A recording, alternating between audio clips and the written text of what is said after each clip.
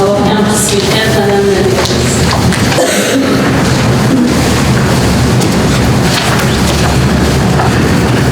Alors, bonsoir à tous. Le conseil de la municipalité de la paroisse de Sainte-Marie-Madeleine siège à la séance ordinaire du conseil ce lundi 20 novembre 2023 en présentiel et en présence du public. Les membres du conseil sont présents et la séance sera diffusée sur le site Internet de la municipalité dans les 24 heures de la séance. Chaque personne s'identifie individuellement. Daniel Charquette, siège numéro 4. Patrick Vizien, siège numéro 5. Yves Chapdelaine, siège numéro 1. René-Carl Martin, siège numéro 6. René Poirier, siège numéro 3. Christine Boujon, siège numéro 2. Assiste également à la séance la directrice générale, greffière trésorière, Mme Josée Vendette, ainsi que moi, Ginette Gauvin, votre mairesse.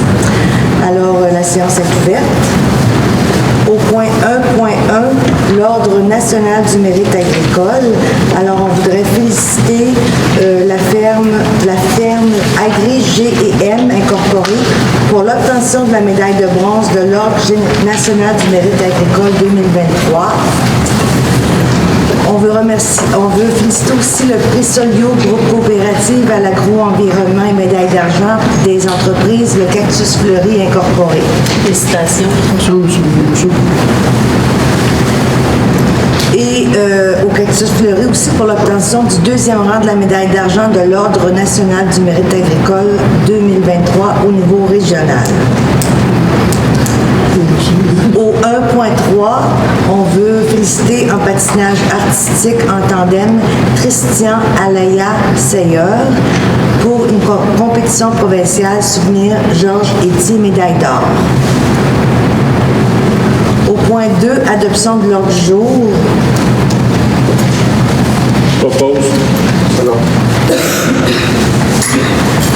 Au point 3, l'adoption des procès-verbaux. Propose. Second. C'est René. René Daniel. Au point 4, le rapport de correspondance. Alors, je vous ai déposé plusieurs correspondances, notamment des correspondances provenant des différentes associations FQM, UMQ, Combec, qui est l'association des inspecteurs municipaux, également de l'ADMQ, qui est des directeurs municipaux, les procès-verbaux de la RIAM, la Régie de déchets, également le plan d'action 2024-2027 de Saint-Hyacinthe Technopole, une invitation si vous êtes intéressé à le voir plus en détail. La table de concertation régionale des aînés, également le bulletin de l'UPA, les différents bulletins de l'UPA, les bulletins de Vivre en Ville et les bulletins de Covabar. Vous retrouvez également, la MRC vous informe, alors c'est des documents qui vous sont transmis pour votre information. Au point 5, suivi des demandes citoyennes, il n'y a aucun suivi à faire ce mois-ci. En point 6, période de questions. Ça porte juste sur les sujets à l'ordre du jour. Bonsoir. Bonsoir. 7.1. Tu peux vous identifier pour les fins d'enregistrement. Maxime Caillé. Donc, le 7.1, présentation de la version finale et adoption, est-ce qu'il y a des changements par rapport au dernier dépôt du règlement? Oui, effectivement, tout ce qui concernait des modifications réglementaires relativement à la zone 102 est retiré. Merci. Est-ce qu'il y a d'autres questions? On avance, c'est pas l'autre chose. OK. Ça À sera la plus fin. loin. Au point 7, législation. 7.1, règlement numéro 23-573, modifiant le règlement de zonage numéro 09-370 pour établir le type de résidence permise dans chacun des secteurs de la municipalité. Présentation de la version finale et adoption. Alors, on a reçu des oppositions relativement au changement de la réglementation que le Conseil voulait faire pour la zone 102. La zone 102 est la zone du domaine Viron. Alors, c'est les seules oppositions qu'on a reçues. Donc, vous avez convenu de retirer toutes les dispositions qui modifieraient la réglementation en vigueur depuis 2015 pour la zone 102. On rencontrera les citoyens cet hiver pour voir avec eux ce qu'il y en est et ça fera l'objet d'un autre règlement s'il y a lieu. Mais pour ce qui est du reste du règlement qui concerne toutes les autres zones, comme il n'y a pas eu d'opposition, il sera adopté ce soir. Alors, qui est-ce qui propose? Chapdelaine. Martin, second. René Gall, second.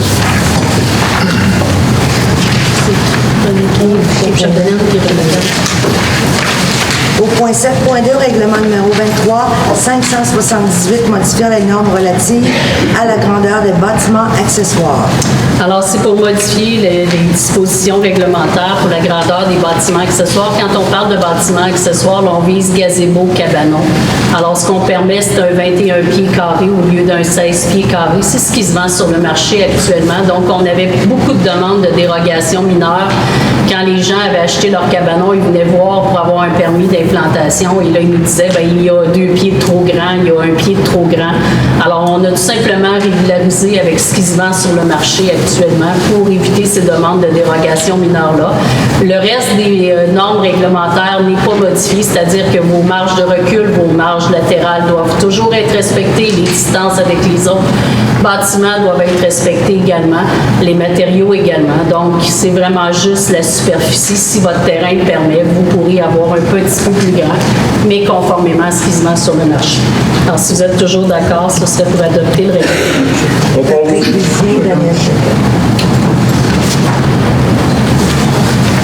7.3, règlement numéro 23, 579, modifiant le règlement numéro 09-374, décrétant l'imposition d'une taxe aux fins du financement des centres d'urgence 911 et le règlement numéro 16-447, modifiant le dit règlement.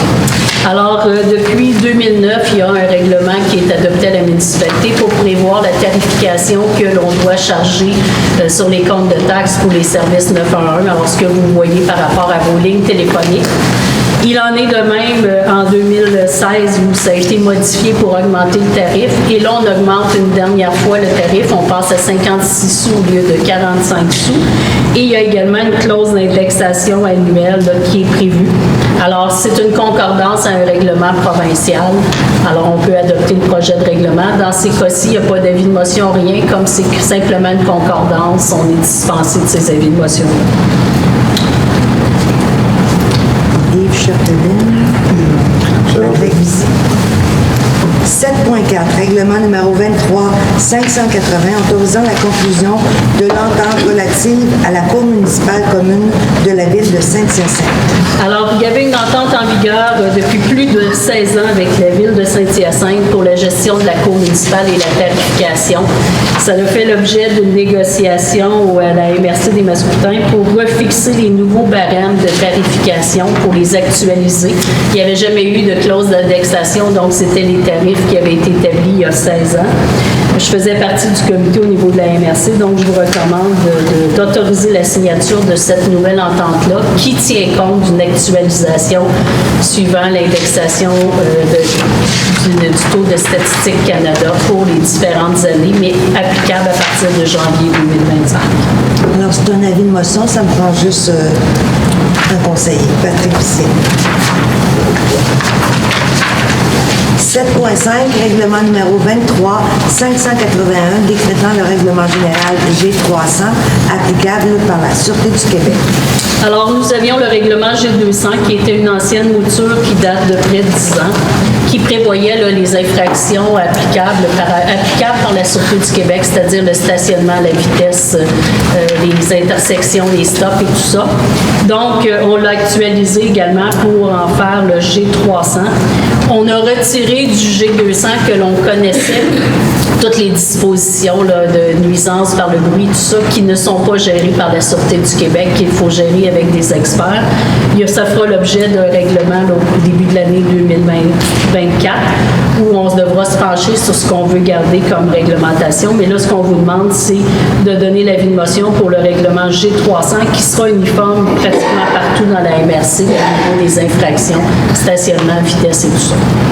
Qu'est-ce qui donne l'avis de motion? Martin. Règlement numéro 23-582 concernant la prévention des incendies. C'est la même chose. C'est un règlement qui est recommandé par le comité des directeurs de sécurité incendie de la MRC et la MRC pour une application uniforme en matière de prévention incendie sur l'ensemble du territoire de la MRC. Alors, c'est un avis de motion. Le projet de règlement là, est déposé. Chapdelaine. Yves Chapdelaine. 7.7, dépôt des règlements en provenance de d'autres municipalités. Alors, je vous ai déposé 3 règlements, un qui vient de Saint-Hilaire, un qui vient de la municipalité de Saint-Bernard de Richauville et un qui vient de la ville de Saint-Hyacinthe. Alors, ce sont des règlements de concordance qui nous sont transmis comme on est concomitant avec ce territoire-là. Donc, je vous les dépose pour fin d'information. Je les mettais dans la correspondance avant, là, mais je les mettrai là dorénavant. 8.1, c'est le dépôt du rapport financier. Alors, le rapport financier est déposé comme à chaque mois pour vous permettre de suivre l'évolution des finances au niveau du budget. 8.2, approbation des comptes à payer. Alors, on a des comptes à payer pour 335 411,47, ce qui est la moyenne là, à chaque mois. Alors, c'est les comptes du mois de novembre. Seconde. Daniel Chacun. 8.3, suivi et contrôle budgétaire. Alors, je vous dépose le suivi et contrôle budgétaire. Comme vous le constaterez, on dépasse à certains endroits. L'endroit où on dépasse le plus un poste budgétaire, c'est 80 000 $ pour le financement des fosses septiques qui va faire l'objet d'un point plus tard. Et pour ce qui est des autres points, là, on dépasse à peine de 3 ou 4 000. Ça ne dépasse pas l'ensemble du budget. Vous comprendrez que dans chaque boîte, on a 4-5 postes, des fois même jusqu'à 10 postes budgétaires, et c'est un de ces postes-là qui dépasse, mais l'ensemble ne dépasse pas le montant qui était budgété. Qui est-ce qui propose? Yves Chapdelaine. Seconde.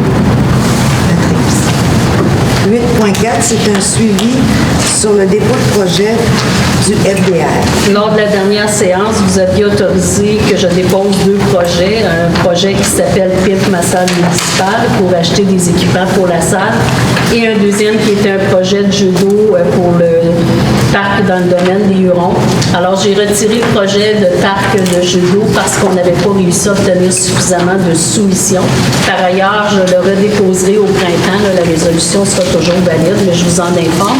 Pour ce qui est du projet Pimp Massal, ça devrait être accepté à la MRC mercredi. Alors, on va se croiser les doigts pour avoir l'aide financière demandée.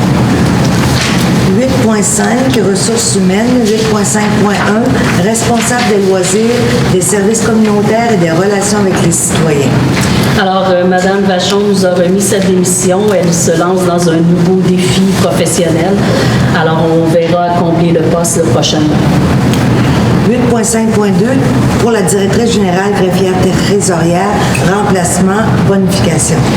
Alors, comme vous le savez, Caroline a été absente pendant une bonne période cette année, là, près de 18 semaines, et j'ai fait son travail et le mien, comprenant le camp de jour cet été.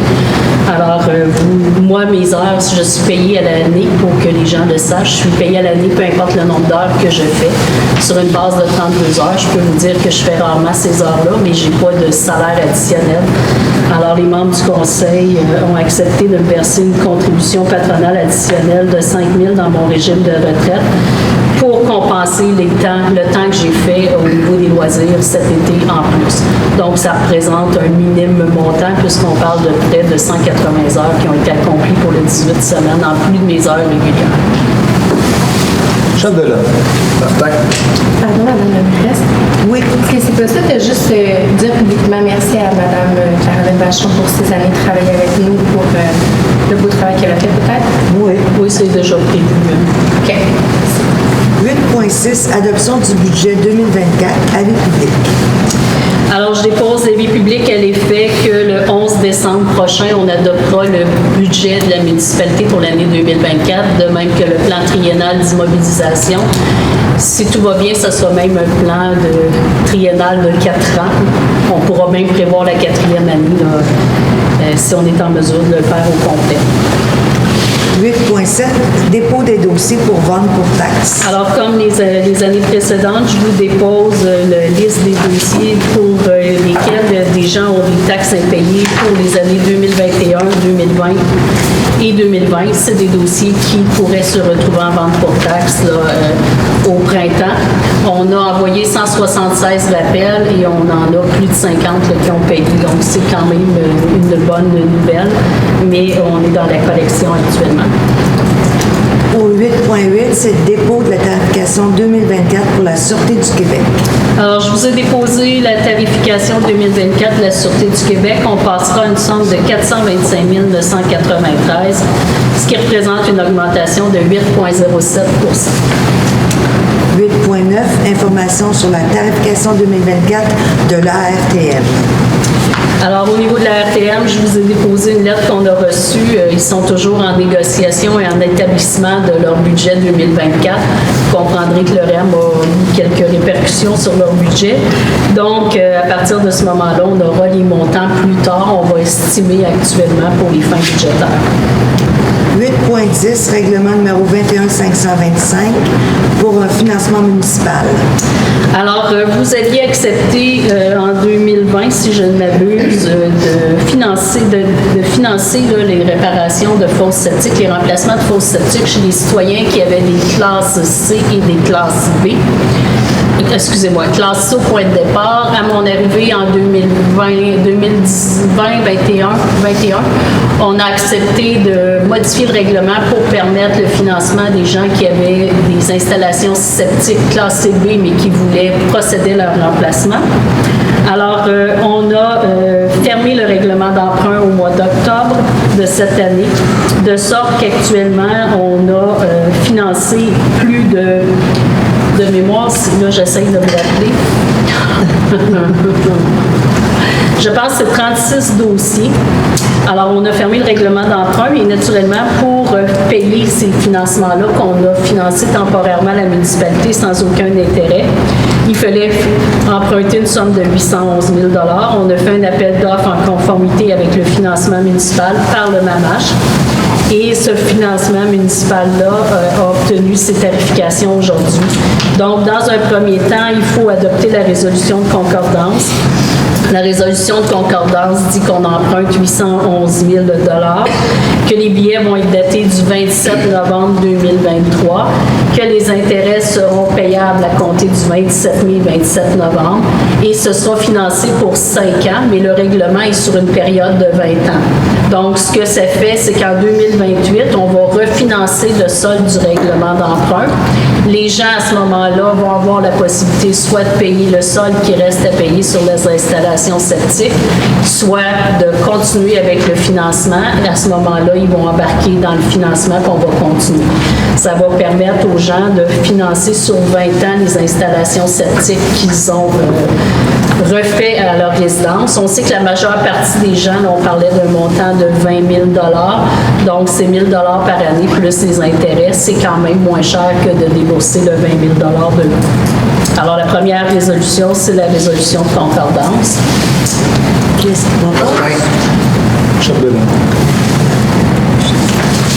Et la deuxième résolution, c'est la résolution concernant les taux d'intérêt. Alors, on voit que l'impact de la pandémie a eu son lot sur les taux d'intérêt.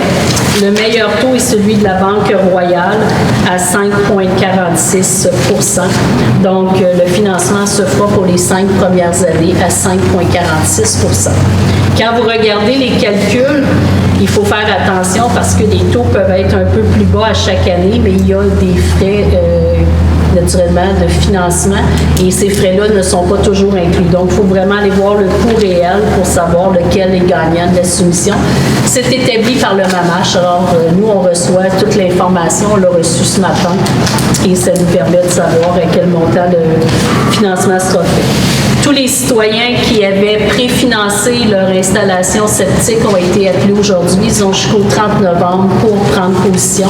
Alors, soit ils continuent avec le financement à ce taux d'intérêt-là, soit ils payent le montant qu'on leur a payé et ils se financent ailleurs. Qu'est-ce que tu proposes? Yves Châtelaine. 8.12, financement municipal, règlement 08-361, solde. Alors, il reste un solde de 173 400 sur le règlement d'emprunt 08-361 pour le financement de l'aqueduc sur les routes du Moulin du Ruisseau. Alors, on parle d'un règlement de 2008. On doit refinancer en mars 2014. Alors, je vous ai demandé si vous désiriez le refinancer ou si vous vouliez le payer en entier. Vous avez décidé de le refinancer. Alors, si c'est toujours votre décision, il faudrait adopter une résolution en ce sens-là. On ne sait pas encore. Yves Chapdelaine, Daniel Chacun. 8.13, entente de réciprocité dépôt pour la FQM. Alors, je vous ai déposé une correspondance de la FQM relativement à la conclusion d'une nouvelle entente partenariale avec le gouvernement du Québec. Donc, on est supposé de voir la réalisation d'actions structurantes pour l'adaptation et la transition climatique. Donc, on va offrir des logements subventionnés par le gouvernement, de l'aide aux personnes vulnérables. On va prévoir un paquet de modalités pour l'aménagement du territoire. On va également nous accompagner pour favoriser la diversification des revenus municipaux et le recours à l'éco-fiscalité. On va également prévoir des travaux pour alléger les charges administratives des municipalités et on va également prévoir des investissements importants au niveau des infrastructures municipales essentielles. Donc, on parle d'aqueducs et d'égouts.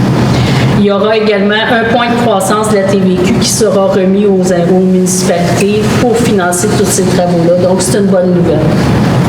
C'est pour information.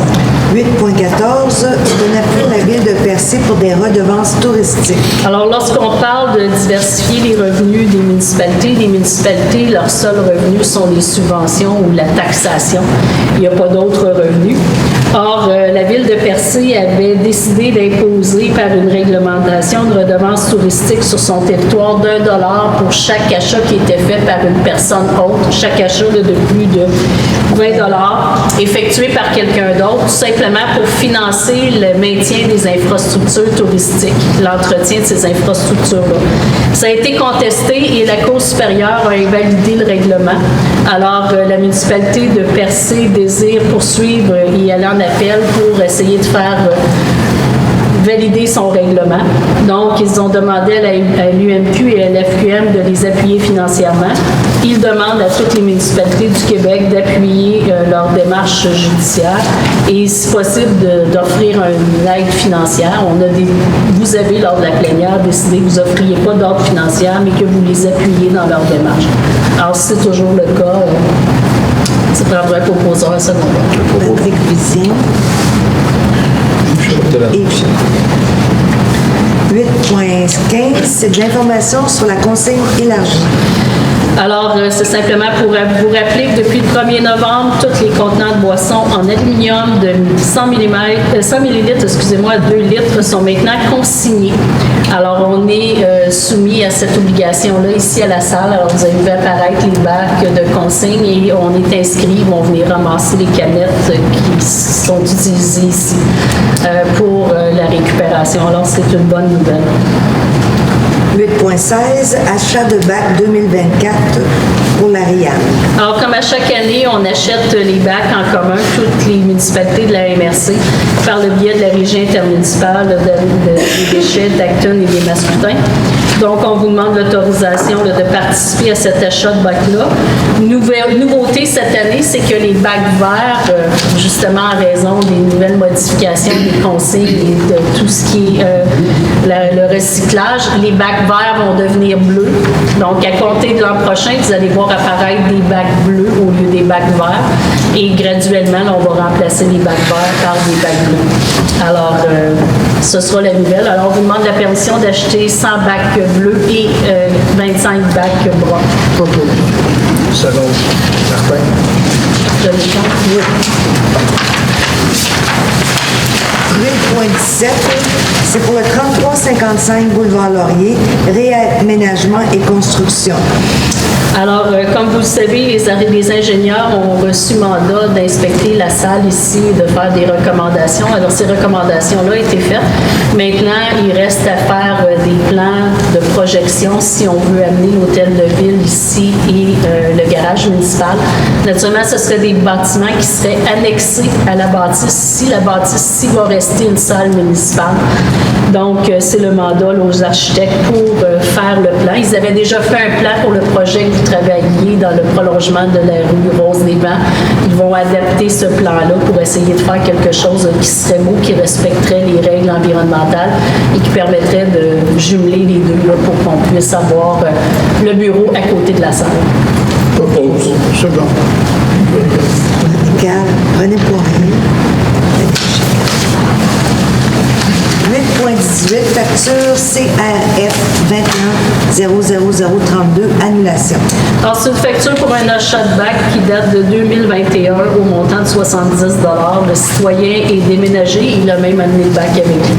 Alors, comme il coûterait plus cher pour tous les citoyens, on vous propose de radier la facture. Second. 8.19, compte rendu de la Cour municipale du 1er juillet au 30 septembre 2023. Alors, vous avez reçu une somme de 3 120 à titre de remboursement des amendes perçues pour la période du 1er juillet 2023 au 30 septembre 2023. Ça, c'est des constats d'infraction qui se donnent dans les rues municipales et non pas sur le boulevard Laurier. 8.20, vente pour taxe MRC des Mascoutins pour la ville de Saint-Pie. Alors, c'est un appui. La ville de Saint-Pie vous demande... je vois que c'est pas le bon texte. Alors, la ville de Saint-Pie vous demande d'appuyer sa démarche pour qu'elle soit retirée de la partie 1 de la MRC des Mascoutins qui concerne les ventes pour taxes. Il faut comprendre que les villes, en vertu de la loi sur les cités et villes, ont l'obligation de tenir leur propre vente pour taxes. Donc, la ville de Saint-Pie tient sa propre vente pour taxes, mais elle paie également pour le service du greffe de vente pour taxes pour la partie 1, qui est toutes les municipalités qui ne sont pas des villes. Alors, elle demande d'être traitée comme Saint-Hyacinthe. Donc, si vous êtes d'accord, on va pouvoir appuyer leur démarche. Ça prend une résolution. Qui est-ce qui propose? Chapdelaine. Yves Chapdelaine. Second. 8.21, c'est des tarifs pour petits groupes pour la location de la salle. Alors, en novembre dernier, vous avez fixé, pas en novembre dernier, excusez-moi, que dis-je, au mois d'avril de mémoire, c'est ça, au mois d'avril, vous avez fixé les tarifs de location pour la salle. Alors, on parlait d'une demi-salle et de la salle, mais on n'est pas encore en mesure de fermer la salle pour permettre une demi-salle. Donc, on vous demande là, d'autoriser de louer la demi-salle pour les petits groupes. Alors, on parlerait d'un tarif de 275, qui est l'équivalent de la petite salle au village. Puis, je vous demande également la permission de pouvoir louer à des professeurs qui donnent des cours de danse ici, donc qui donnent des cours de danse à nos citoyens ici, les dimanches après-midi pour faire des pratiques. À ce moment-là, ça serait 125 pour l'après-midi. Alors, si vous êtes d'accord, ce serait à 275, le même tarif que la petite salle du village. Daniel Choquet. Yves Chapdelaine. 8.22, Emploi d'été Canada, demande d'aide financière. Alors, je vous demande la permission de déposer une demande d'aide financière pour obtenir des emplois d'été Canada subventionnés. Alors, on demanderait des animateurs de camp de jour et des journaliers aux travaux publics. L'an dernier, on avait demandé 4 postes et il y a eu des coupures majeures qui ont été effectuées par le gouvernement du Canada. On avait eu un seul poste, alors on va se réessayer encore cette année, espérant en avoir plusieurs. Propose. Second.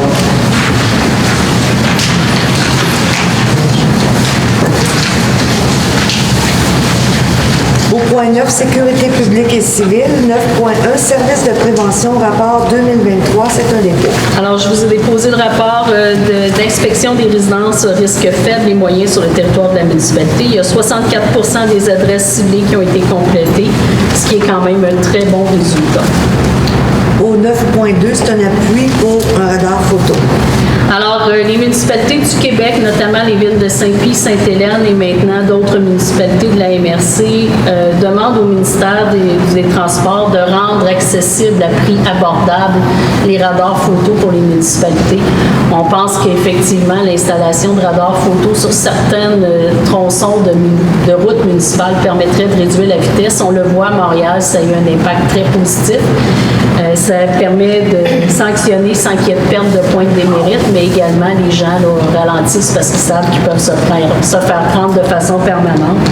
Alors, cette résolution-là vous demande effectivement là, de demander au ministre des Transports et de la Mobilité durable, Mme Geneviève Guilbeault, vice-premier ministre du Québec également, de rendre les photos radars plus accessibles aux municipalités en créant des programmes de financement pour qu'on puisse les obtenir. On va tomber là-dessus. Oui. Proposer dans le jour. Second. C'est 9.3, comité d'études au règlement de prévention incendie. Alors, je vous ai demandé qui devrait étudier le règlement de sécurité incendie. Vous m'avez indiqué que vous souhaitiez que ce soit le comité de sécurité incendie des municipalités de Sainte-Madeleine et de Sainte-Marie-Madeleine. Alors, c'est tout simplement pour m'autoriser à soumettre le projet à ces deux instances-là. second. Est-ce que c'est René Le nettoyer, il te donne.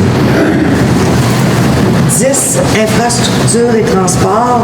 10.1, club 3 et 4, route de l'Estrie, traverse des routes pour 2023-2024. Alors, jadis, on avait le club 3 et 4 roues du comté de Johnson qui traversait notre territoire, notamment le rang Saint-Simon.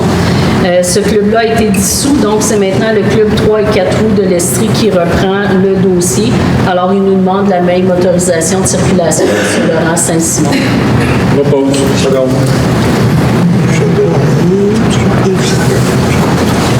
10.2, station de chloration. Alors, je vous ai déposé le rapport d'inspection de la MMQ, à part un petit rond qu'on doit mettre sur le panneau électrique et une batterie qu'on doit changer. Tout est beau. Alors, ce sont de bonnes nouvelles et c'est déjà fait. 10.3, fermeture de l'écocentre. Alors, je rappelle à la population que les écocentres de Saint-Hyacinthe et d'Actonville fermeront le 26 novembre prochain. Donc, si vous avez des choses à disposer, c'est le temps de le faire. 10.4, information additionnelle, chemin du Grand Rang. Donc, je précise la situation concernant le chemin du Grand Rang suite aux publications effectuées sur les réseaux sociaux. Suite à une rencontre tenue avec le ministère des Transports, la directrice régionale a informé la municipalité de sa volonté de poser une intervention immédiate pour remédier au risque d'accident à l'intersection de la route 116 et du chemin du Grand Rang. Comme son pouvoir d'intervention est limité à la route 116, sa position était de fermer le terre-plein central immédiatement. Nous avons requis de sa part une étude plus approfondie de sa position, car il est certain qu'une telle action avait des impacts majeurs pour nos citoyens. Donc, nous avons proposé des alternatives qui sont loin d'être idéales. Et cela, le temps que l'étude que nous demandons depuis quelques années et qui a été convenue en 2022 soit réalisée. Cette étude doit être complétée au printemps 2024 et coûtera près de 118 000 $, payable aux 2 tiers par le MTQ et au tiers par notre municipalité. L'option de rien faire jusqu'à ce que l'étude soit finalisée n'était pas envisageable pour elle.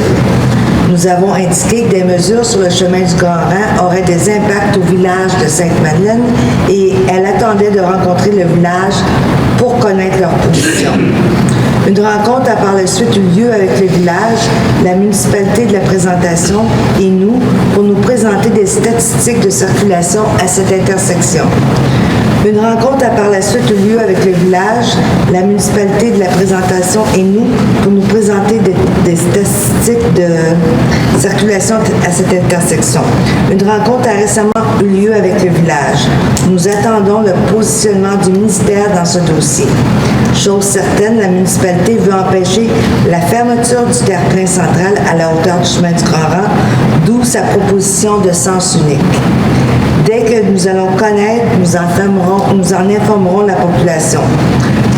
Donc, je vous soumets ça à titre de précision parce qu'il se dit beaucoup de choses sur les réseaux sociaux et c'est pas toujours évident d'y répondre.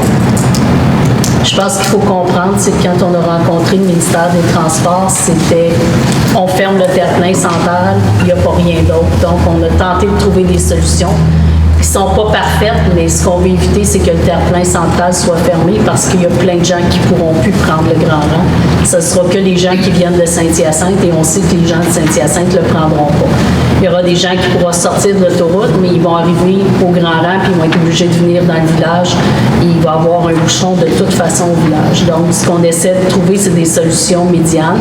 Le village a fait la même démarche que nous avec le ministère des Transports. Actuellement, le ministère des Transports a demandé des vérifications additionnelles, notamment sur le flot de circulation, puis on est en attente. Mais sur la 116, les municipalités, on n'a aucun pouvoir. Alors, si elle décide de fermer le terre-plein central, elle le ferme, puis on ne peut rien dire. Elle était très claire, elle n'avait pas d'autre mortalité, fait que c'est pour elle, là, c'était... elle a vu la pétition aussi que les citoyens ont signée, donc il fallait faire quelque chose. On ne peut pas parler aussi qu'elle voulait le fermer complètement. Oui, bien ça, la première position du ministère des Transports, ce serait de fermer complètement le Grand Rang. Dans leur tête, le Grand Rang est inutile, ils le fermeraient complètement. Ça, on a déjà débattu avec elle, il s'est exclu. Elle le sait. Donc, mais le Grand Rang ne peut pas le fermer, c'est nous qui pouvons le fermer. Donc, il n'y a pas de crainte, mais ce serait leur choix premier, de fermer complètement le Grand Rang. Alors, nous, on a discuté avec elle en lui disant qu'il est hors de question que la municipalité ferme le Grand Rang. Donc, sa deuxième position, on va en venir aux questions plus tard, madame, d'accord? Donc, le deuxième point, c'était je ferme le terre-plein central. On dit, tu ne peux pas faire ça non plus. On a essayé de trouver des solutions. La solution idéale, ce serait d'attendre l'étude au mois de mai. L'étude va nous démontrer probablement que ça va prendre une lumière pour sécuriser les lieux. Mais ceci étant dit, tant qu'on n'a pas l'étude, malheureusement, on ne peut rien faire. Et pour ceux qui ne comprennent pas, avec le lobbyisme qui s'est fait au niveau de la loi sur les ingénieurs, les modifications faites à la loi sur les ingénieurs, pour poser un stop à une intersection, ça me prend un rapport d'ingénieur signé par un ingénieur. Donc, imaginez-vous pour faire une intervention de cette nature-là, d'autant plus qu'on a le CN qui est dans le décor, qui lui ne bougera pas, c'est certain. Alors, à la période de questions, on viendra à répondre à vos questions, mais c'est le pourquoi la municipalité a pris une position et a dit c'est le pire des scénarios qu'on serait prêt à accepter, mais il n'est pas question de fermer le Grand Rang ni de fermer le terre-plein central. Puis avec le MTQ, c'est très long et en plus, il faut qu'il débloque un budget, ce qui n'est pas fait. Alors, on va aller au point 10.5, CN, plan de déneigement, information.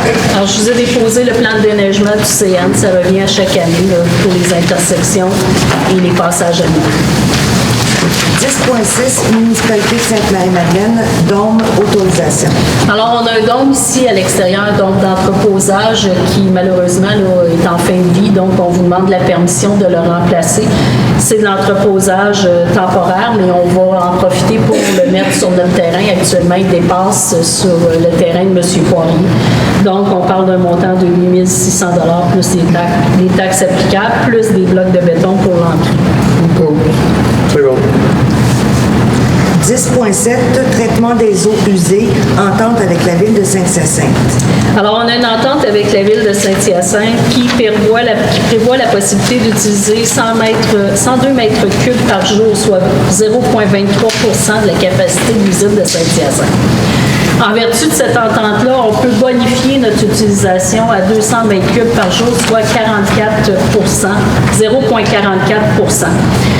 Comme on a le projet de desservir Douville, on vous demande de dénoncer à la ville de Saint-Hyacinthe qu'on veut renégocier cette clause-là pour augmenter à plus que 200 et qu'à défaut, à partir de septembre 2024, on essaiera d'utiliser le 200 mètres cubes qui est convenu à l'article 3 de l'entente depuis plusieurs années.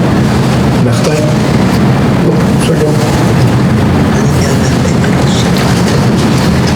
Dans l'aménagement, urbanisme et environnement, 11.1, liste des permis délivrés en octobre 2023. Alors, 21 permis pour un montant de 2 738 024. Il n'y a pas de lotissements qui ont été mis pendant cette période. 11.2, rapport des indicateurs de performance du mois d'octobre 2023. C'est la même chose au niveau des requêtes et du traitement de celles-ci. 11.3, le lot 2 366 733. On va retirer pour ce point-là. Oui. Une décision décision pour une demande de dérogation mineure. Alors, le point est venu à la séance le mois passé. Vous vouliez qu'on fasse des vérifications additionnelles. Alors, c'est une demande de dérogation mineure là, qui est proposée, qui est présentée par le propriétaire du lot du 1745, rue Girard. Alors, monsieur a une bâtisse qu'il a construite qui est plus grande que la superficie prévue au règlement. On a exigé de sa part, au niveau du CCU, la démolition d'une partie de la bâtisse et on demande une réduction là, de la dérogation. Donc, la résolution de ce soir, vous autoriseriez une dérogation mineure de 0,82 quant au maximum, au rapport maximal bâti par rapport à ce qui était par rapport à la réglementation qui est de 10 %, donc on parle de 10,82 %. Le projet initial, on parlait d'une dérogation de 32,46 mètres carrés et il n'y aura aucun usage commercial de permis puisque c'est en secteur résidentiel. Les autres dérogations qui étaient demandées, soit des marges de recul et tout ça, par les corrections du bâtiment qui vont être effectuées, seront respectées. Il n'y aura pas de dérogation à ce niveau-là. Propose.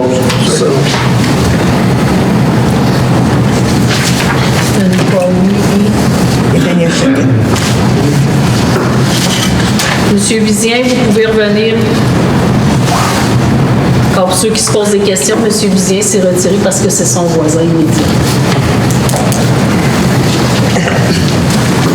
11.4, lot 2 366 757, décision de la Cour supérieure du 9 novembre 2023. Alors, comme vous le savez, on est en saga judiciaire depuis plusieurs années avec le propriétaire du lot 2 366 757 qui est situé dans le Petit Rang en zone agricole où s'exerce de la crypto-monnaie. Alors, c'est une ferme de production de crypto-monnaie. Ce n'est pas une activité agricole au sens de la municipalité et ce n'est pas une activité agricole au sens de la CPTAQ. Toutes les constructions qui ont été faites, les 4 dômes qui ont été ajoutés avec la crypto-monnaie n'ont jamais été autorisées par la municipalité. Et on est allé dans un premier temps en débat judiciaire jusqu'à la Cour suprême. Et là, on recommençait, mais à l'envers. Et la juge Catherine Desfossés a prononcé un jugement la semaine dernière dans laquelle elle indique qu'il doit cesser immédiatement, faire cesser, ne plus pratiquer aucune activité sur ce lot agricole-là. Et cette cessation est obligatoire nonobstant appel. Donc, même s'il va en appel, les activités doivent cesser. Il y a également une remise en état des lieux qui est ordonnée dans les 60 jours, mais celle-ci, s'il y a appel, sera suspendue parce qu'il pourrait y avoir un préjudice si jamais il devait gagner. Mais la cessation d'activité, elle est immédiate. La CPTAQ a signifié la décision à la compagnie et là, on attend de voir les développements. On espère avoir la collaboration de tout le monde pour que les activités cessent. Au point 12.1, dépouillement d'arbres de Noël le 2 décembre 2023. Alors, il y a le dépouillement d'arbres de Noël qui va se tenir à la municipalité ici le 2 décembre. On a 277 enfants d'inscrits. Donc, c'est quand même pas rien. Naturellement, on demande aux gens, si vous avez inscrit vos enfants, de vous présenter à l'heure à laquelle il a été inscrit et de vous présenter, sinon de nous aviser, parce que vous comprendrez qu'au volume, ça va passer assez vite. Le Père Noël va mettre des cadeaux assez rapidement. Mais on est très content de la participation. C'est une très bonne nouvelle. Ce sont des cadeaux là, qui varient entre 15 et 25 $ qui sont payés par les 2 municipalités pour chacun de leurs enfants. Donc, c'est quand même quelque chose de généreux de la part des municipalités. Dans les dossiers divers, l'autorisation d'un soutien financier pour la guignolée. Alors, on a déjà versé au mois de mars 2023 un montant de 500 $. On ajouterait un montant de 250 $ à la guignolée, en plus d'autoriser la participation là, du service d'incendie et des employés municipaux à la guignolée. Donc, on avait une petite problématique au niveau des bénévoles, mais là, ça commence à rentrer, donc on devrait avoir des gens pour pouvoir participer à la cueillette. On vous rappelle que c'est samedi prochain, donc entre 9h et midi, les gens passeront à vos domiciles. Soyez généreux, on le sait, il y a beaucoup de gens dans le besoin. Et ce qu'il faut comprendre, c'est que comme on a notre propre guignolée locale, on n'a pas accès à la moisson mascoutaine pour nos gens. C'est notre guignolée qui dessert notre territoire, plus l'Église évangéliste baptiste. Donc, c'est une activité qui est importante. Propose. Second.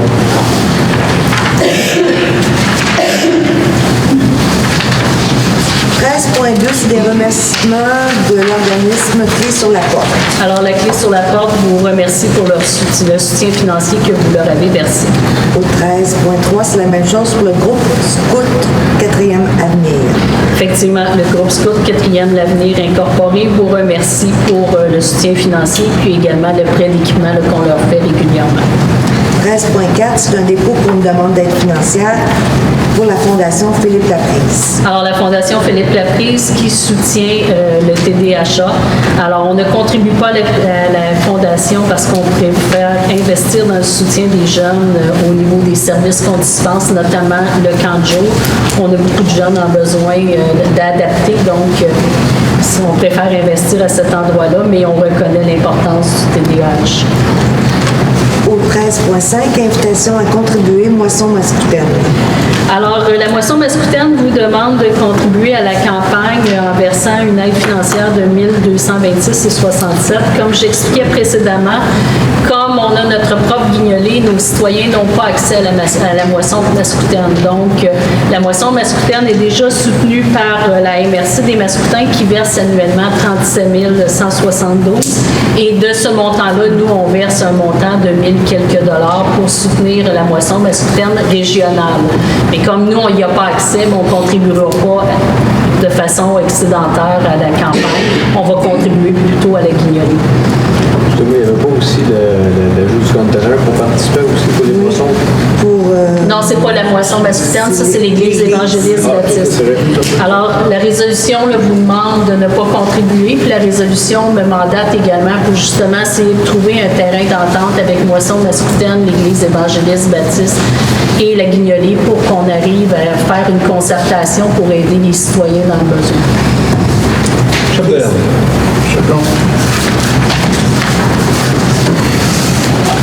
Alors, au point 14, c'est la période de questions. Oui, si vous voulez vous avancer. Bernard Caillé, Joey Normand. Deux petites informations. La première, concernant le site ici, il était déjà au niveau de la CPTAC, il était déjà classé comme agricole. Où sont rendues les démarches? On a déposé notre demande de dézonage dans la préparation. L'agronome a terminé son rapport et il est favorable. Alors la demande chemine. OK, puis il n'y avait pas eu de réponse encore définitive. OK. Du tout. OK. Concernant le chemin du Grand Rang, je suis persuadé qu'il n'y a pas juste ici, à Sainte-Marie-Madeleine, qu'il y a une situation semblable à ça.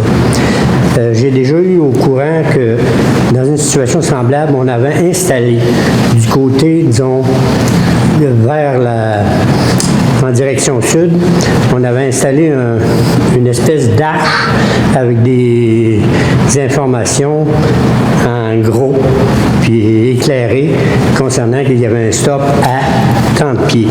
Est-ce que l'étude nous démontrera s'il y a des solutions qui sont proposées? Vous êtes ingénieur? Oui. Vous savez que ça prend un saut d'ingénieur? Je ne sais pas. Je ne suis pas au courant de ça, ingénieur. Alors, ça prend un saut d'ingénieur et c'est justement l'étude qu'on demande depuis 2022. Depuis 2022, vous étiez conseiller à l'époque lorsqu'on a signé l'entente avec le ministère des Transports. Le ministère des Transports vient de donner le mandat pour un service d'ingénierie parce qu'il n'arrivait pas à avoir quelqu'un au prix qu'il souhaitait. Et malgré ça, le contrat est bonifié de près de 16 000 $. Donc, la municipalité va payer le tiers de 118 000 $ pour qu'un ingénieur nous fasse une recommandation sur ce qui doit être mis en place. Cette recommandation-là, on devrait l'avoir au mois de mai 2024.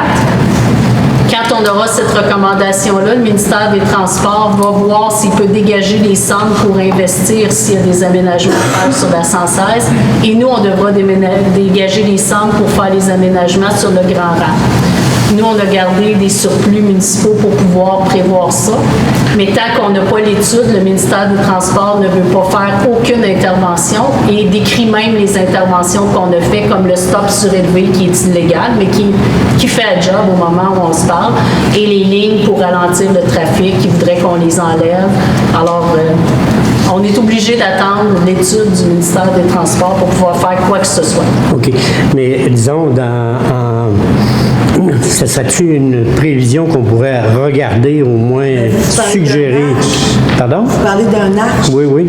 C'est parce que C'est les ça peut ingénieurs. nuire. Ouais. Ça C'est peut les nuire. ingénieurs qui vont le faire. On peut quand même, on peut faire quasiment la Parce suggestion. qu'il ne faut pas que ça nuise à la signalisation On avait même demandé d'avoir un... CN. Je peux pas là, non? Oui. On avait même demandé d'avoir un stop surélevé, c'est comme dans les rangs, là, un stop qui flash au-dessus. Là. Ça avait été tout de suite rejeté. Pourquoi? Parce qu'il y a un passage à niveau de l'autre côté, puis on ne peut pas avoir deux stops un On avant ne peut pas l'autre. nuire à la... Ouais, mais ça, tu peux mettre ça. Beaucoup de possibilités qu'on Ouais, mais tu demande. peux mettre ça pas proche de la voie ferrée, mais un peu plus loin. Ça, Mais M. Caillé, soyez assuré d'une chose. On va faire le meilleur. On est 7 autour Ouais, de la je suis table, d'accord. 7 au niveau du conseil, plus moi. Vous pouvez être certaine qu'on en fait des recommandations. Non, mais C'est l'ingénieur c'est- de la MRC, c'est l'ingénieur En tout du cas, ministère des Transports, mandaté par le ministère des Transports, qui va faire un Je rapport. soumets cette idée-là, tout simplement. Oh oui, j'en doute pas. OK. Merci bien. Merci, bonne fin de journée. C'est pas long, monsieur. Oui, bonjour. Bonjour, Liliane Saint-Amand. Je veux juste m'assurer pour le point 7.1 que le type de Vous êtes résidence... rassurés sur la vie ok. des hostiliers, des aides, Parfait. c'est que de l'unifamilial. Excellent, merci beaucoup. Je pensais que tu venais nous féliciter. Ben aussi.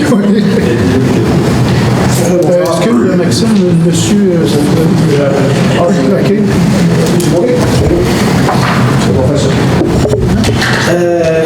7.1. Oui. Vous avez dit que vous avez enlevé de ce règlement-là toutes les dispositions qui touchaient à la zone 102. Oui. Donc, ça veut dire que pour l'instant, il n'y a aucun changement.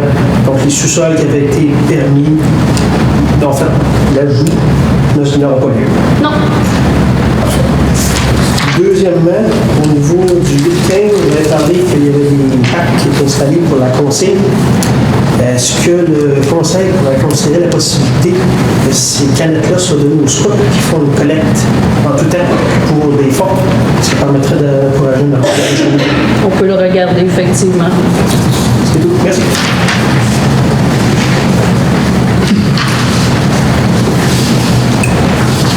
Bonsoir, Serge Duclos, je suis un résident du Lac-Saint-Simon. Oui. Sur le sujet du jouet du Grand Lac, on fait face à cette situation-là depuis 5, 6 ans, 7 ans. C'est pas une situation qui est nouvelle. On sait très bien, pour avoir négocié avec le ministère des Transports au préalable, on sait très bien que si une étude sort et qu'il y a une recommandation qui est faite au mois de mai, on va probablement attendre un 4 à 5 ans avant que quelque chose se produise. On espère que non, mais on est conscient que... OK. Qu'est-ce qui est fait actuellement au niveau de la municipalité voisine de Sainte-Madeleine et de la représentation ensemble pour éviter une situation comme vous décrivez actuellement? On sait, on connaît tous les conséquences que ça va avoir, tant au niveau de la circulation locale, dans le Saint-Simon, sur la 116, au niveau du village, au niveau des agriculteurs. J'ai vu M. Weber qui était ici tantôt, la famille Gérard qui On fait beaucoup de représentations auprès du ministère des Transports. On a sorti un listing de tous les irritants pour chacune des municipalités. On a déposé ça au ministère des Transports, puis là, on attend leur positionnement. Déjà, ils n'ont pas fermé ni le terre-plein central, ni rien. Fait que c'est déjà une bonne nouvelle. Ce qu'on leur demande, c'est d'attendre au moins le résultat de l'étude. Puis après ça, s'il y a des mesures qu'on peut mettre en place rapidement, on les mettra. On a même avancé au ministère des Transports qu'on pourrait financer les installations, quitte à ce qu'ils nous remboursent dans le temps si jamais c'est trop problématique. On le fait là, pour les haltes routières où on a signé une entente particulière avec eux. On va amener l'eau là-bas justement pour pas que ça prenne 10 à 15 ans avant que l'eau se rende. Alors, ce qu'on veut essayer de faire, c'est la même chose. Mais lorsqu'elle est arrivée dans nos bureaux, elle était très déterminée. J'attendrai pas qu'il arrive un autre mort. Je fais quelque chose, je ferme le grand rang. Fermer le grand rang. On sait qu'est-ce qui a motivé cette décision. Tout simplement les rapports du coroner et le fait qu'on ne voudrait Ces pas... rapports-là sont sortis depuis 2 ans. On est d'accord. C'est l'arrivée d'une nouvelle directrice régionale qui sait qu'il y a eu les rapports du coroner et qui ne veut pas avoir sur la conscience qu'on lui reproche qu'il n'y a rien qui a été fait. Mais depuis 2022 qu'on a une entente pour l'étude de signer, puis ils viennent de donner le contrat. Est-ce qu'on peut espérer du ministère des Transports d'attendre aussi longtemps pour faire leur changement? Tout est possible.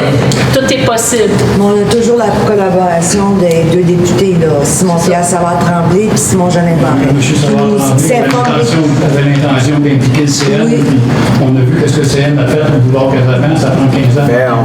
Oui, mais quand même, le CN, je dois vous dire que j'avais pour les abribus sur la route sur la 116, les abribus au niveau du rang nord-ouest.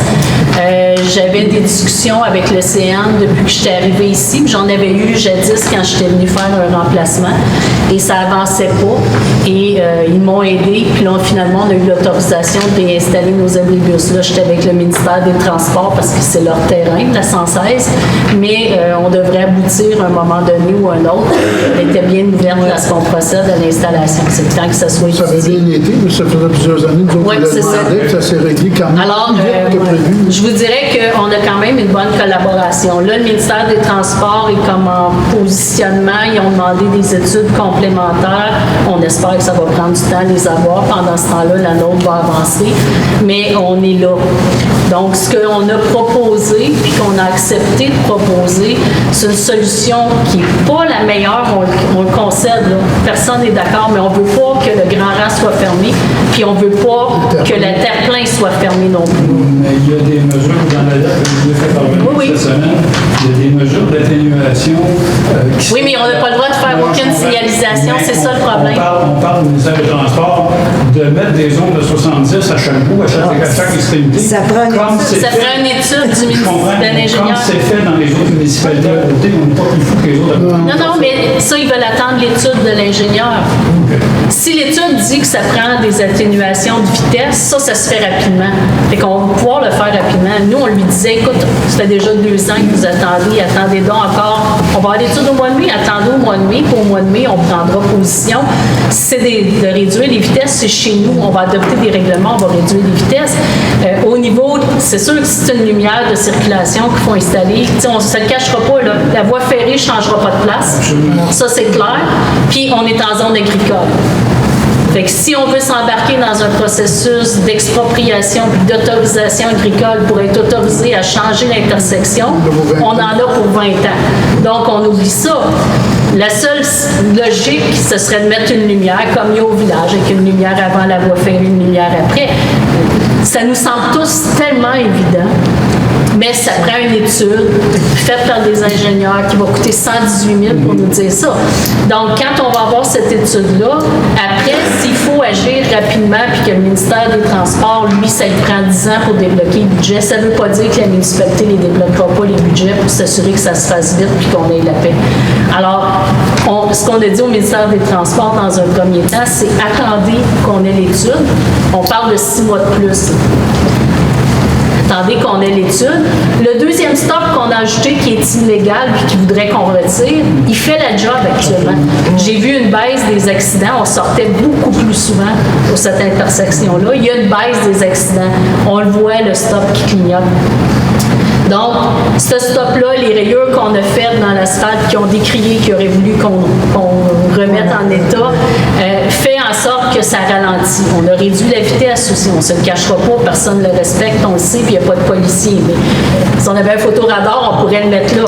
Mais à quelque part, oui, le policier non plus ne le respecte pas, mais c'est ça. Alors, si on pouvait... Oui, mais peu importe. Alors, on comprend que les gens qui se font prendre, c'est souvent des gens qui sont amenés là par les GPS. Et on n'est pas en mesure de contrôler les GPS. On a fait toutes ces démarches-là il y a 2 ans avec le ministère des Transports pour essayer de faire enlever le grand rang des GPS, ce qui réduirait, parce que les gens qui le connaissent le savent. À moins d'être distraits, là, c'est pas eux qui sont les causes d'accidents. Donc, on a essayé, on n'est pas en mesure de le faire, ça se fait pas. Donc là, la route est répertoriée puis elle sort. C'est ces gens-là qui se font prendre. Les gens qui n'ont jamais passé puis qui veulent s'en aller à Saint-Jean-Baptiste ou qui veulent s'en aller à Chambly puis qui piquent à travers. Puis là, eux autres, ils s'en méfient pas. Mais le deuxième stop qu'on a ajouté, lumineux, fait la job. Donc, on dit attendez jusqu'au mois de mai. Il n'y a pas de péril dans la demeure, puis on prendra un positionnement. Sans ça, vous ne fermez pas le terre-plein central. On ne veut rien savoir que vous fermiez le terre-plein central. En résumé, on se rase les doigts d'ici au mois de mai. C'est en plein ça. Tu sais, ça amène une problématique. C'est ça, ça amène une problématique parce que même si on le met à sens unique, le flot de circulation ce soir qui rentrait par là, il va tout arriver au village, mais là, au village, ça va être l'enfer. Alors, on avait déjà décrié ça, mais quand ils ont rencontré le village l'a rajouté. Il a rajouté l'école, qui est un irritant aussi que pour les gens qui arrivent de Saint-Jean-Baptiste. Fait que là, le ministère a vu que c'était problématique.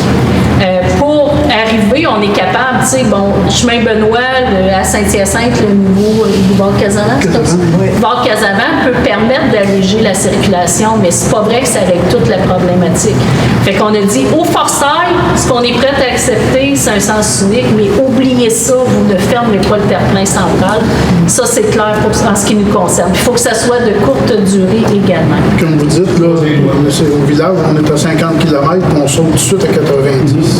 Il pourrait avoir un bout de 70 après le chemin.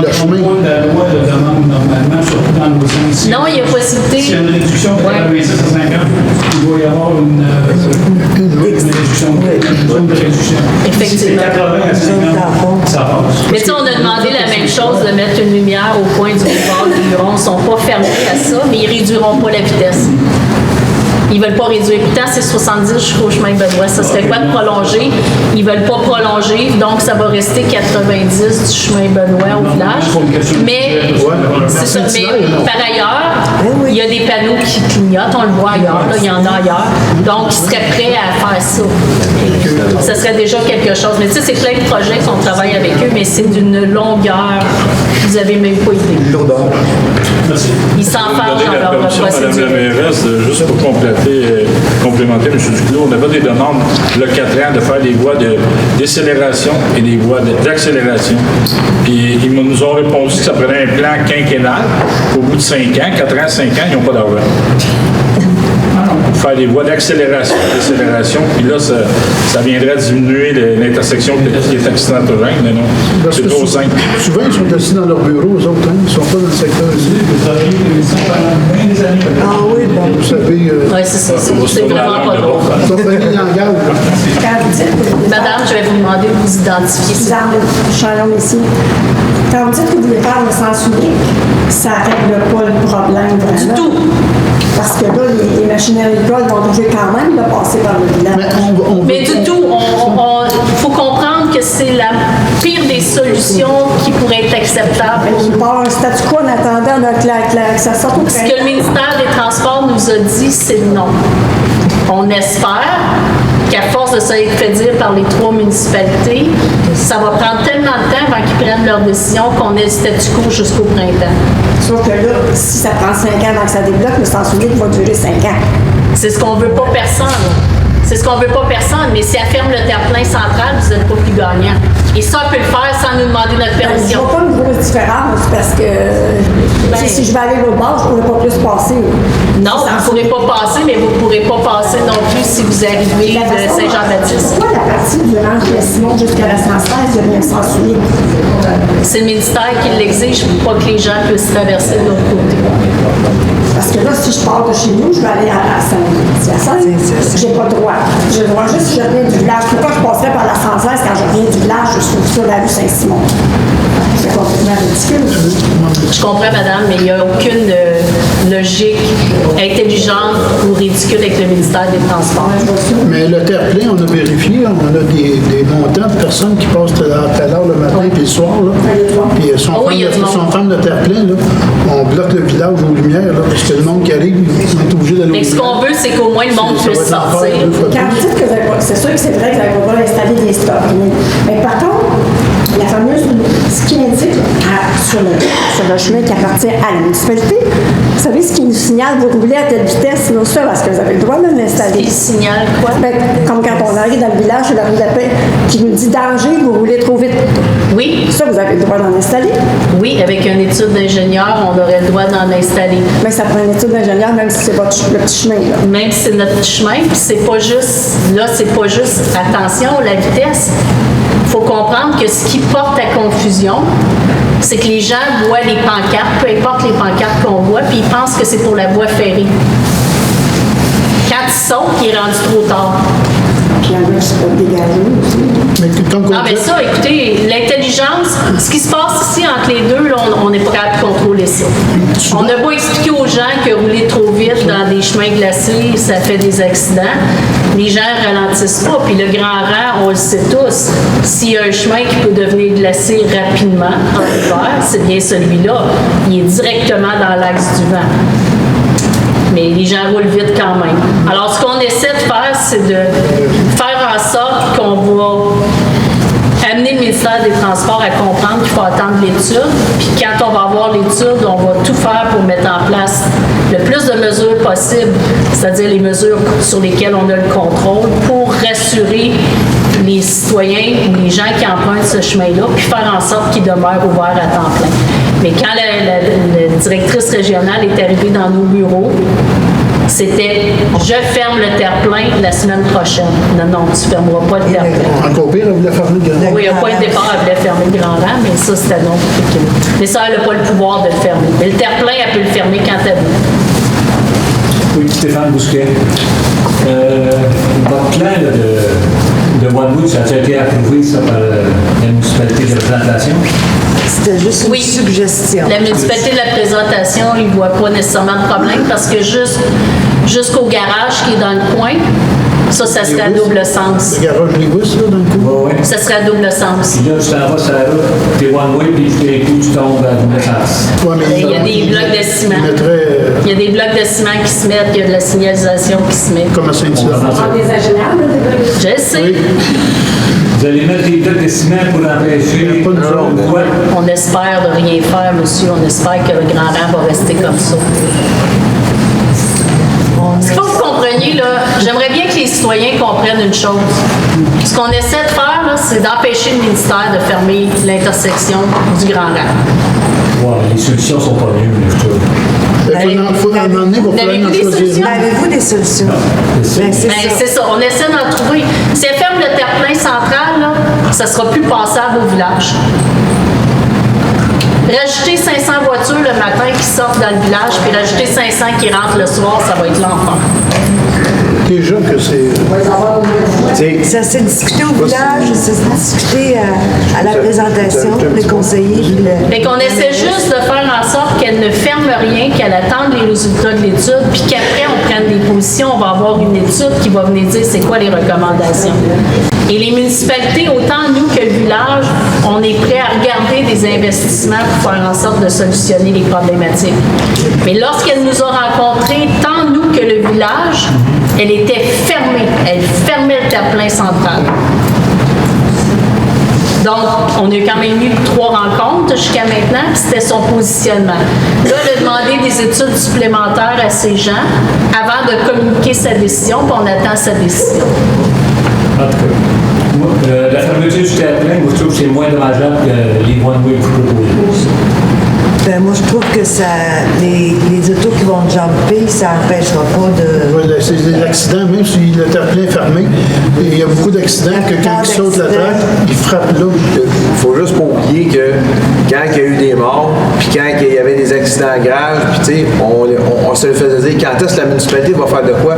Attendez-vous d'autres morts, attendez-vous d'autres morts. Il y a une pétition qui s'est signée pour manifester l'intérêt d'avoir un changement.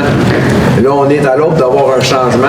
On amène des propositions, on se fait dire on va le fermer, on n'est pas d'accord, on cherche à avoir des solutions. Présentement, c'est des solutions qui s'offrent à nous. Mais si on parle à quelqu'un qui a vécu un accident, d'une personne qui est décédée là-bas, elle ne sera pas de la même opinion que quelqu'un qui prend ce rang-là, puis ça fait 20 ans qu'il n'y a rien arrivé. Fait que chaque personne a son opinion là-dessus. Puis le ministère du Transport, il y a un point fixe. Il dit, ben nous autres, on va arrêter d'avoir des accidents, on va le fermer. Fait que ce qu'on veut faire, c'est qu'on veut minimiser les impacts. Les solutions qu'on a sont à l'étude.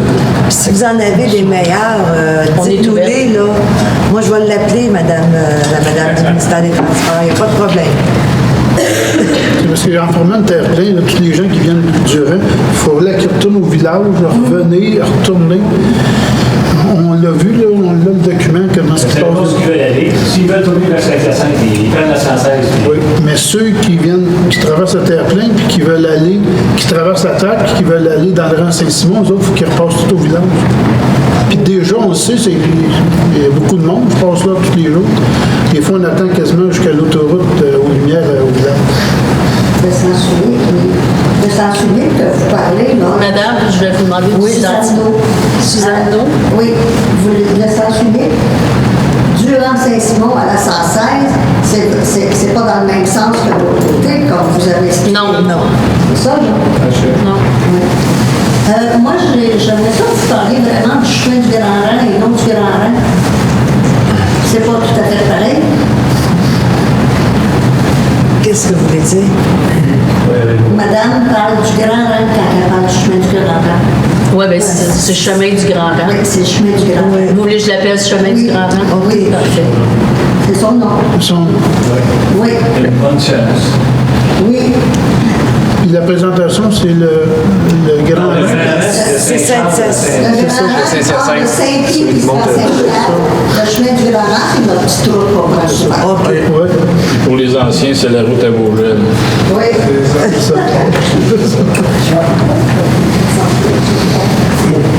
Cette semaine, il y avait un policier arrêté. Excusez-moi, monsieur, je vais vous demander de vous identifier. Michel Palardi. Cette semaine, j'ai vu un policier arrêter une madame qui faisait Excusez-moi, monsieur Palardi, je vais vous demander de garder le silence parce qu'il y a un enregistrement et on n'est pas capable d'enregistrer correctement si les gens parlent. Monsieur Palardi, oui. Qui venait du chemin du Grand Rang, on a une minute de 50. Il y a un policier qui a arrêté une madame juste devant. Mais des fois, ils sont parqués là, avant la traque puis la 116, là, des fois, ils sont... Il doit stationner sur la 116 ou... Ben, ils se parquent dans une petite rue. Il stationne en haut du chemin. Juste en avant de la cabane. C'est assez souvent, ils sont parqués. On passe là, puis les autres avec les autobus. Derrière le vrai problème, là, c'est vraiment... Ça prendra une minute sur les 10 de ce point-là. Le ministère du Transport, ça ne sera pas compliqué de le faire. Ben, pour eux autres, c'est bien compliqué. Puis, ça sera ça qui est la meilleure solution. Nous autres, quand on vire, là, on va reprendre la 116 en venir au village. Vous n'avez pas beaucoup de temps pour accélérer. Des fois, il y a du trafic, puis... La voie d'accélération n'est pas là. Ça, c'est dangereux. Et vous voyez, l'étude démontrera peut-être la nécessité d'une réduction parce que pour le ministère des Transports, c'est un nom catégorique à toute réduction de vitesse. Il me semble que celui qui est au ministère, Il n'est pas chauffeur d'autobus. il me semble que ça sera bien. Là, c'est demandant. C'est sûr que réduire la vitesse, ça serait déjà une bonne chose. 50% du problème. C'est tellement compliqué pour eux autres. Ça n'a pas d'allure. Donc, on va attendre d'avoir toutes les propositions et ce qu'on va avoir. C'est pour ça que la municipalité n'était pas sortie sur les réseaux sociaux, on n'avait pas parlé parce qu'on attendait de voir le positionnement avant d'alarmer les gens. Naturellement, tant qu'on n'a pas de positionnement, c'est dur. Mais là, malheureusement, ça a dégénéré pour des motifs qui sont même pas expliqués, c'est-à-dire qu'on est en réaction à une décision du ministère des Transports. Et ce qu'on veut éviter, c'est qu'on ferme le terre-plein central ou qu'on ferme le Grand Rang, tout simplement. Le chemin du Grand Rang, excusez-moi, madame. Fabienne Martin, je ne comprends pas votre commentaire. Vous dites que ça a dégénéré sur Facebook. C'est des propos qui ont été tenus pendant votre réunion du conseil, qui a seulement été reliés sur Facebook, que les gens donnaient leur avis. Je ne vois pas la dégénération dans tout ça. Je prends note de votre commentaire, madame.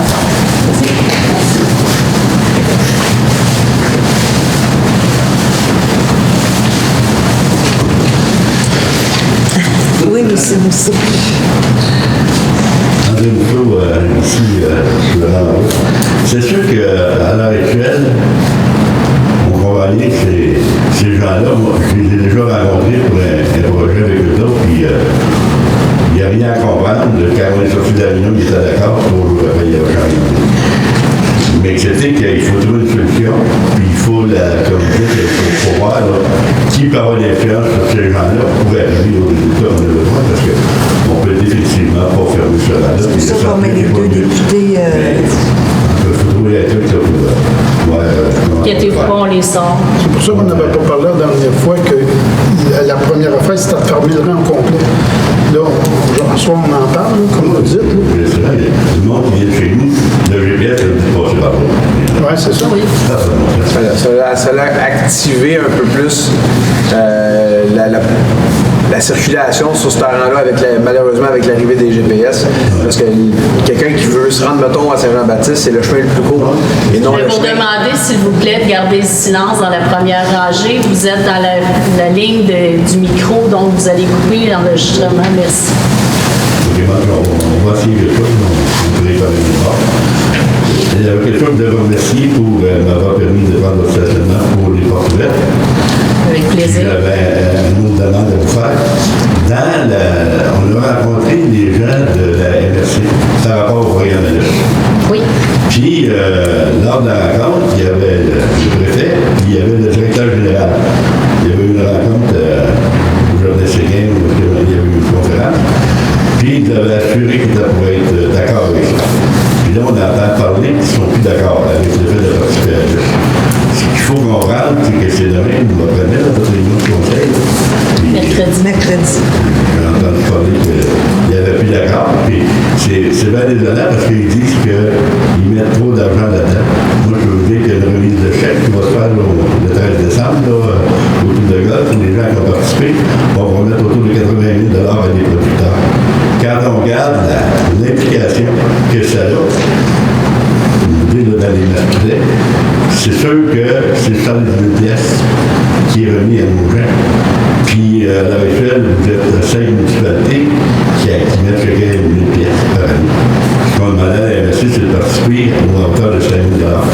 Ça coûte rien, particulièrement à ce qu'on investit à l'heure actuelle avec le programme ALES, parce que ça, c'est une réduction, mais ça permet aussi des aménagements. C'est ça qui permet à l'heure actuelle d'améliorer l'eau partout.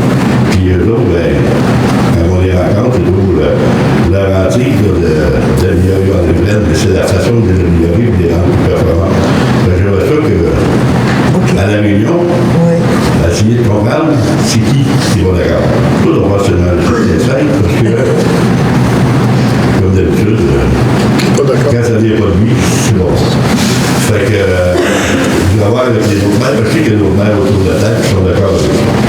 J'aimerais ça que vous pouviez intervenir, que la MSC investisse sur 5 ans, ça évite comme 5-6 MRC de la région, puis ils l'ont fait pour qu'on puisse continuer à améliorer, parce que là, tu vois, de cette année, c'est un budget de 400 000 qu'on a, puis il y en avait pour 500 000.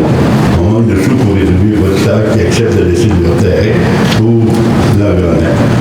C'est sûr que ce 5 000 $-là, ça va être important pour les années prochaines. Donc, vous dites que la MRC ne veut plus contribuer. Vous allez voir ça. C'est la dernière nouvelle que j'ai eue, c'est qu'il y avait viré de bord. OK, je vais m'informer. Je vais vous rappeler. Merci. Y avait-il d'autres questions? Alors, on va lever la séance.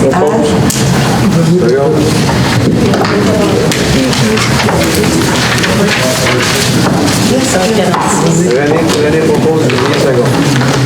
René propose 20 secondes.